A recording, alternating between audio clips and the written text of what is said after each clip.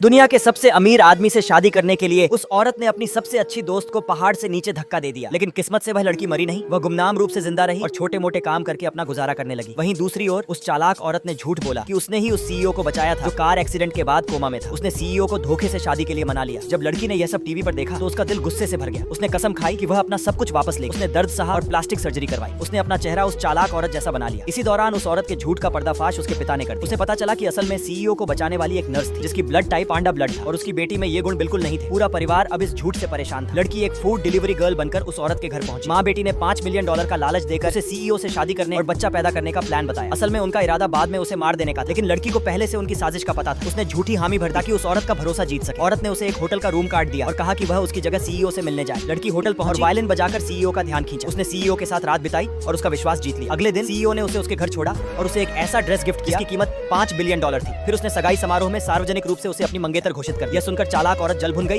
और उसने लड़की को थप्पड़ मार दिया, लेकिन उसके पिता ने उसे रोक लिया। फिर भी वह औरत खुद सगाई समारोह में पहुंची और लड़की से कहा कि वह मास्क पहनकर एक नौकरानी की तरह उसके साथ खड़ी रहे। समारोह के दौरान सीईओ ने उस औरत से वायलिन बजाने को कहा, लेकिन वह बजा नहीं पाई। उसने बहाना बनाया कि उसके हाथ में चोट और लड़की से वायलिन बजाने को कहा। जब वायलिन की जानी पहचानी धुन गूंजी, सीईओ को उस रात की याद आ गई जो उसने उस लड़की के साथ बिताई। उसे शक हुआ और उसने लड़की से मास्क हटाने को कहा, लेकिन जैसे ही लड़की ने मास्क हटाया उसके चेहरे पर एक बड़ा निशान था। सीईओ को लगा कि उसने गलत पहचान लिया और वह शांत हो गया। फिर उसने अपनी जेब से वे गुलाब निकाले जो उस चालाक औरत को पसंद और घुटनों पर बैठकर उसे प्रपोज किया। लेकिन उसे क्या पता था उस औरत को गुलाब से एलर्जी है। असल में गुलाब उस लड़की को पसंद थे। एलर्जी से परेशान होकर वह औरत बाथरूम की तरफ भागी। लड़की भी उसके पीछे बाथरूम में गई। वहाँ गुस्से में औरत ने लड़की की जमकर पिटाई की। तभी अचानक सीईओ भी बाथरूम में आ गया।